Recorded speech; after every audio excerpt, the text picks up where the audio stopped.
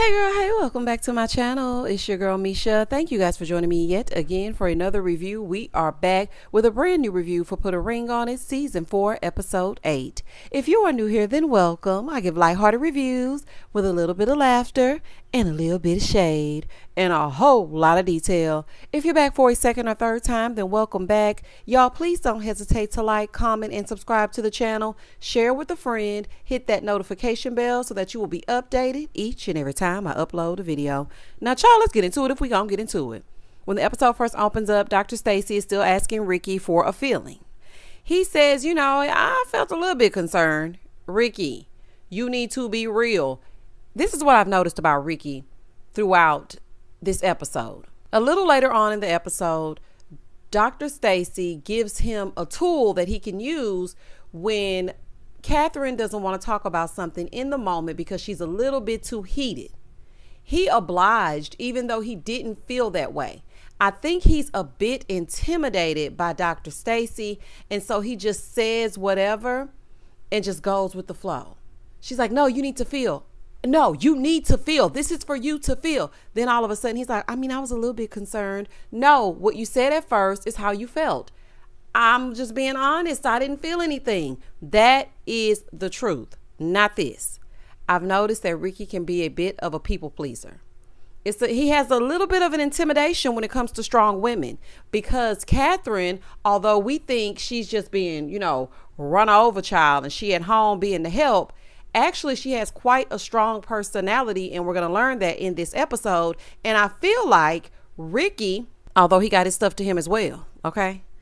Ricky just shrivels up, like he shrinks. Like, y'all really need to watch this episode. This episode was very good. Listen, let me tell y'all something.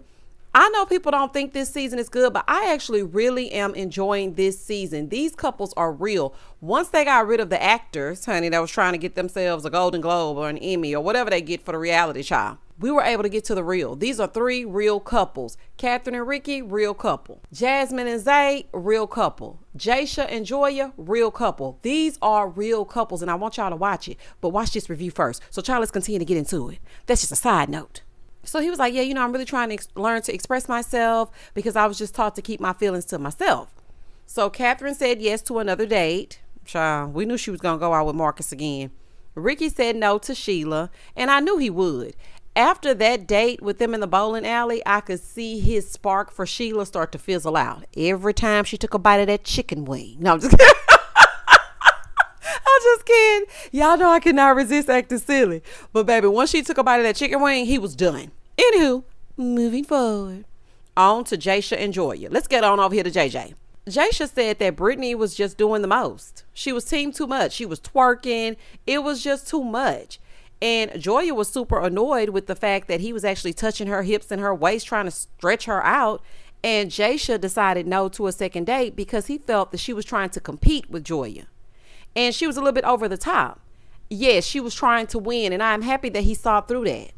Okay, he saw through the foolery that Brittany was doing. Girl. So, of course, Joya said, hell no, absolutely not, to a second date with old dude. I can't even remember his name, child, Jacoby.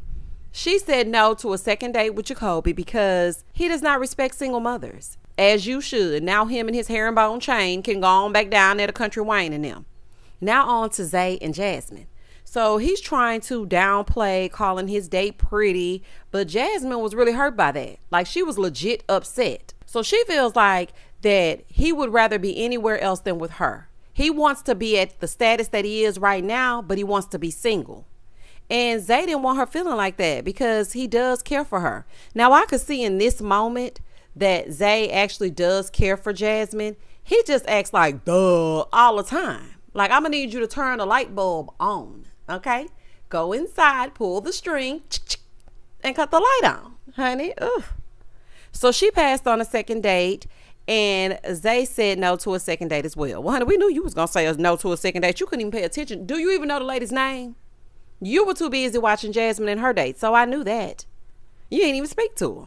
So then Dr. Stacy gives Jaisha and Jasmine the week off. Everyone else is going on dates with either someone new or someone that they've been on a date with before. And they're all having one-on-ones with Dr. Stacy. So she tells them that she wants them to meet with their family to talk about how their family dynamics have affected them in relationships. And I thought that this was a very good exercise. I don't remember previous seasons them meeting with their families. I don't know, y'all correct me if I'm wrong, but I just don't remember that. In the next scene on the ride home, Joya and Jaisha, they're talking, and she brings up the boundaries that Jasmine and Zay have in place. She was like, I feel like I should have been giving you some boundaries. Baby, she was 38 hot about him touching Brittany. And he feels like she should trust him to do the right thing. And I have to say this, I respect the fact that he didn't like Brittany doing all that, because it's clear that he was like trying to shut it down.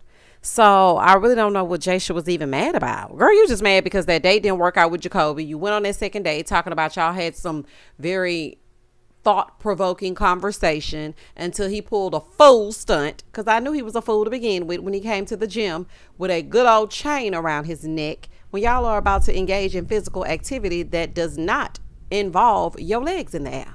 I knew he was a fool then. So now you're mad at Jaisha because things didn't work out over there. Girl, gone.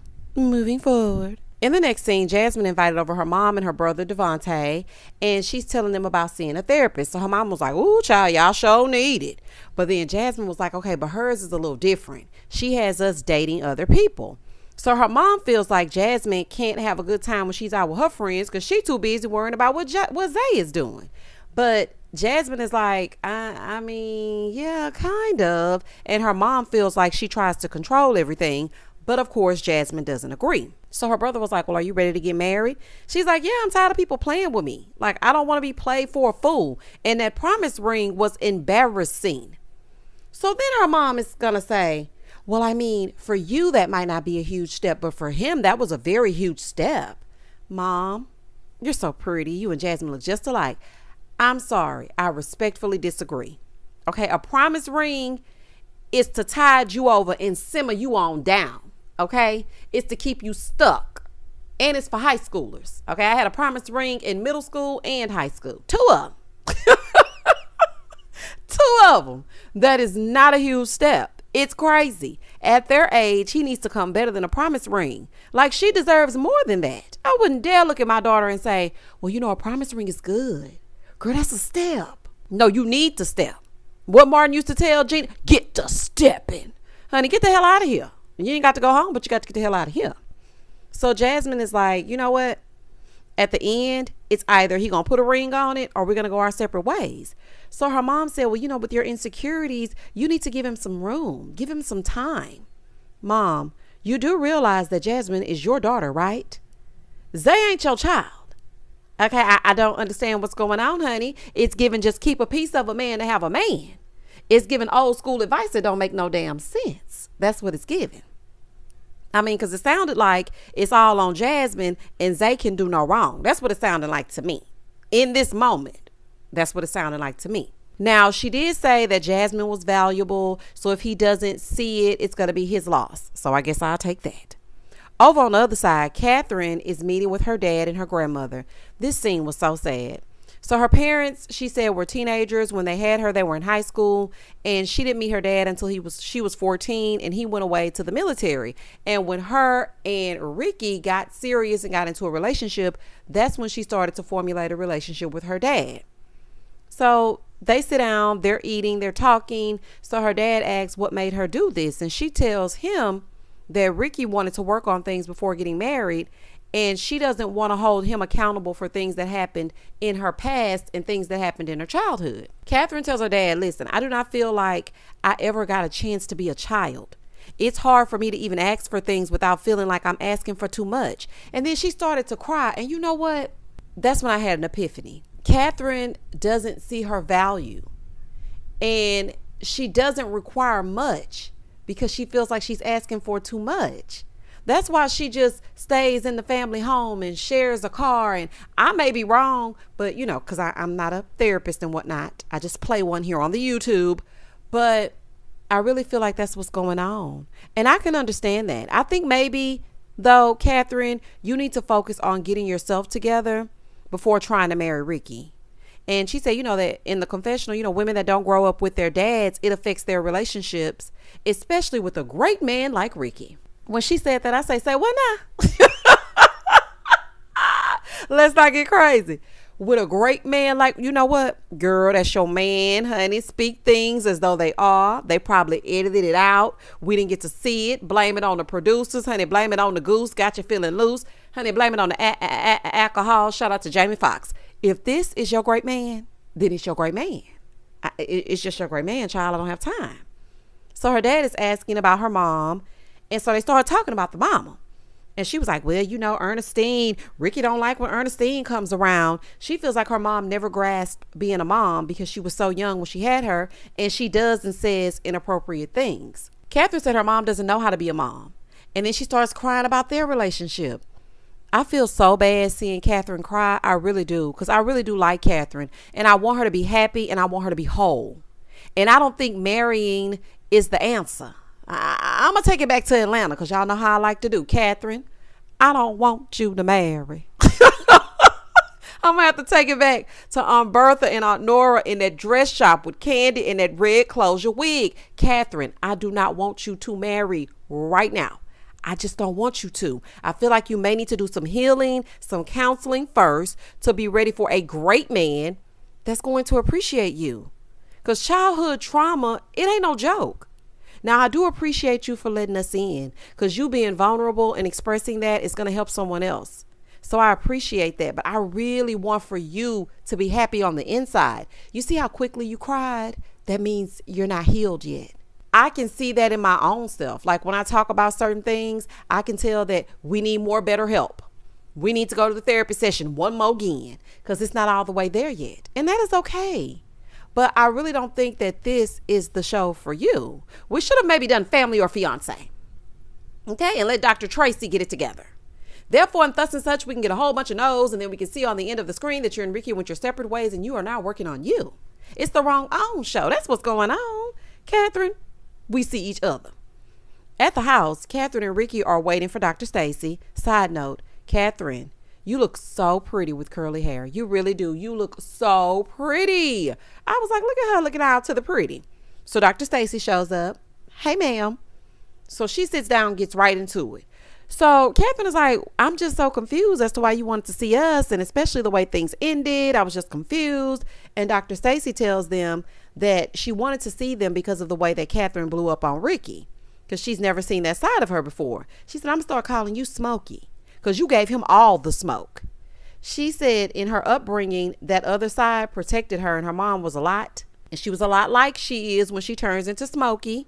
Very aggressive, just says whatever, doesn't care how it makes anybody else feels. She says and does whatever she wants to do. And as a child, she feels like she wasn't heard. So that's why she acts out and she lashes out that way. Ricky was saying that what triggers her is when he gets loud, then she gets loud back and they get to fussing. Oh, okay. So you got a little side to you as well. And Dr. Stacy was surprised. She was like, you get loud? Oh, yes, ma'am, honey. The quiet ones, don't let them fool you. Them the ones that act the biggest fool when you ain't looking. Dr. Stacy feels like when Catherine wants to table things, they should do that because she can go from 0 to 100. So it's really helping Ricky and he doesn't realize it. He feels like it's her shutting him down and doesn't want to hear what he has to say. And he want to speak his speech. Dr. Stacy suggests that he write things down. Now, this is what I was telling y'all in the beginning of the review. The look in Ricky's eyes said, I ain't doing no journaling. I want to say it in the moment that I need to say it, because otherwise the feelings have passed and now I don't feel it anymore. But instead of him expressing that to Dr. Stacy, he said, oh, I can do that. Okay, I can do that. Again, it's going back to the people pleasing intimidation factor. So I just feel like that's not really what he wanted to do. But because Dr. Stacy offered it as a solution, he's going to try to do it. Catherine looks at him because she doesn't want to hurt him. She gets all emotional, and he's saying in his confessional, he fears that although she's been working on her anger, he feels like it can always come back. Well, according to what we hearing right here, you got a little anger in you as well. I feel like you're just making up excuses. Ricky, don't piss me off. Okay. Don't make me mad. Catherine has cried all episode long and I don't like it. She's trying. So please don't start with that. Okay. Because you got some things to work on as well. And stay off that ex's couch. Moving forward.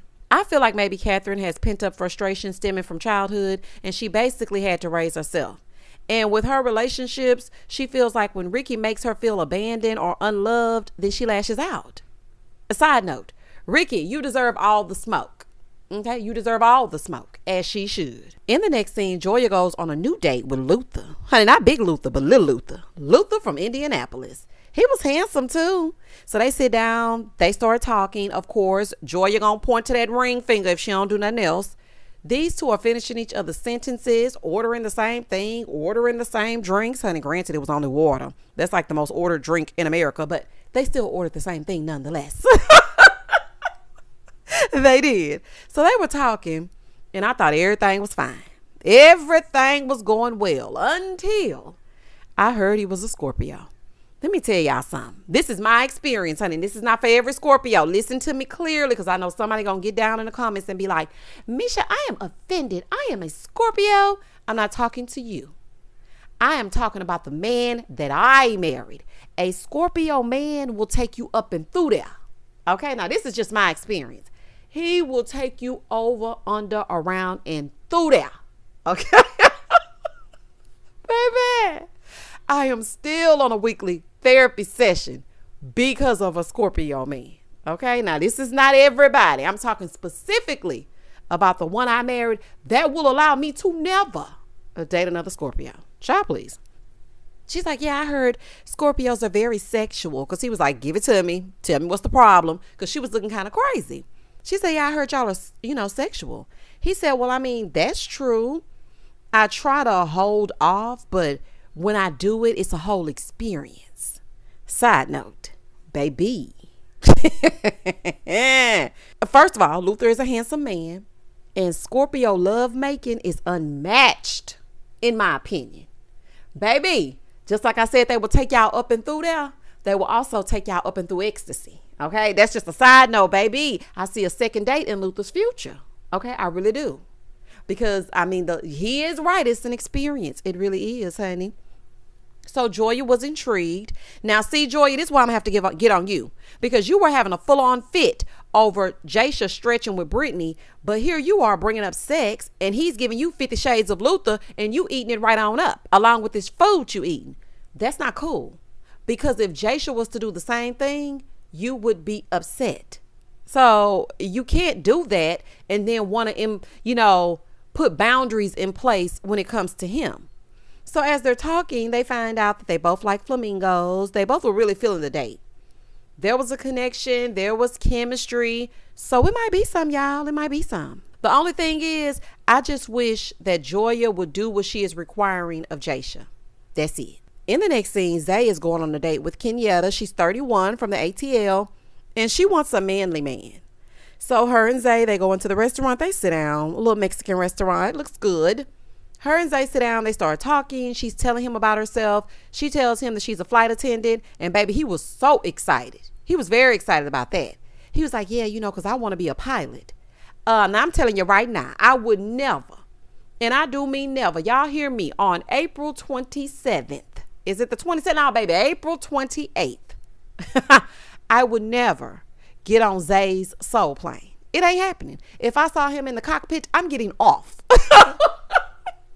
Baby, I'm getting off, honey. I don't care how many hours I have to lay over. You hear me? I'm not getting on that plane. I'm not getting on that plane. He was like, yeah, I feel like I can do it. I just need to work on my communication so that when people are talking to me, I'm present. Oh, now, honey. See, this is what I'm talking about right here. So then they start talking about her feeling Puerto Rican when she goes to PR. And he's like, yeah, in my past life, I think I was white. Boy, gone. I'm not even finna waste my time with this. I really do not have time to be playing with you, Zay. He really did like this date, though. So I can see him going on a second date with her. Over at Joya and Jaisha's house, her sister is coming over for them to talk so she can give her insight. So they sit down on the couch. They start talking. And so Joya is telling her how Jaisha is basically dragging his feet and he wants to wait 3 or 4 more years. Jaisha, you are 40 years old. Probably now you're 41. 3 or 4 more years? Who has time to wait 3 or 4 more years? But then again, okay, it's a catch-22 because you have to start over. What if you leave? You have to start all the way over. Getting to know someone all over, it takes time. It's a catch either way. However, I truly don't think that Jaisha wants more kids. I think he's just stringing Joya along. That man don't bit more want no more kids than a man in the moon. He don't want no more kids. So then she tells her sister about her date and how everything was good and how she can see that there are other men out there like Jaisha and they had a connection. They really were feeling each other. And she feels like she's open to other people because she definitely wants another child. She's like, I don't know how I would feel and how I would express how unhappy I would be if we didn't have another child. Well, for me, it sounds like this is where you walk away. It sounds like a deal breaker, sis. You don't want to be sitting around thinking, well, I mean, he gonna give in. And then you look up and you're 45 still waiting for a child. It's not making no sense. Moving forward. In the next scene, all the couples meet with Dr. Stacy. I love this curly hair on Catherine. I just can't get over how vibrant she looks. She looks so pretty. So Dr. Stacy starts with Jasmine and she's asking her about the family meetings. So Jasmine is like, yeah, my mama a little bit weird. Okay. She puts everything on me and makes me the problem. And Zay can basically do no wrong. So Zay looks at her. He goes, but you're not the problem. Now I have to commend Zay on recognizing that his woman is not the issue. I really appreciate that, Zay. And she needed that. And girl, yes, your mama is tripping. Okay. I love that he stated it plain. You are not the problem. So Zay starts talking about his first date with Kenyatta and how it was cool, especially with her being a flight attendant. And baby, what'd he say that for? Jasmine was like, oh, a flight attendant. Yeah, it just makes me feel uncomfortable, okay, about him going out because that's his thing. He loves flying. He loves flight attendants. She was like, I even Googled the lady's flight benefits and it takes a whole year. So he would have to date her for an entire year before he could even get a benefit. And I was just like, what? But then at the same time, she know her man. So I'm not going to debate you because you know your man. And Jasmine knows that Zay is attracted to the friendly skies. So she know. He trying to be on his ludicrous. I got pros. I got pros in different area codes. Honey, he trying to be in the 713, the 281, the 834, the 346, the 405, the 309. Honey, he trying to be everywhere and nowhere at the same damn time. And he ain't playing in Jasmine's face, honey, and he ain't fooling her. So after that, Dr. Stacy asked Zay if he wanted a second date with Kenyatta, and he said yes. Oh, Lord. Then we go on over to Ricky and Catherine. She gets emotional about her meeting with her dad and her grandmother. And she's like, yeah, I'm just really working on being a better woman. And I love how Dr. Stacy poured into Catherine. And she told her, listen, you are a better woman. She told her she was a better woman and she listed why she was. And I feel like Catherine needed to hear that. Because the poor thing was so emotional this entire episode. And she's really, really, really trying. So the fact that Dr. Stacy told her, you are being a better woman. You have to take the good along with what you're working on. Like pat yourself on the back in the midst of it all. And I loved that. I really did. So then Joya expresses that she told her sister that she wasn't ready for anyone, any babies, any husbands or anything before she met Jaisha. And I'm like, girl, how you going to say that and you got a whole 11-year-old? Now, come on and say, what now? So then Dr. Stacy asked her about Luther. And Joya's like, I mean, we ordered the same meal, the same drink. Girl, not that water. I ordered the same drink as y'all too. Child, I'm done with her. She's like, we also both like flamingos. So Jaisha was trying to play it cool, but I can tell that her talking about Luther like she was, that really got under his skin. And he was trying to play it off and joke, and he was kind of hating a little bit. This is the first time that I saw him sweat a little bit. It really is. And Dr. Stacy even called him out. She was like, you're definitely deflecting because you're upset. So as she was getting ready to ask Joya if he will be getting a second date, and scene. And it was over. And that was the end of the episode. Y'all comment down below and tell me exactly what you thought about this episode. Please don't hesitate to like, comment, and subscribe to the channel. And as always, stay safe, stay blessed, spread love, not germs. Peace.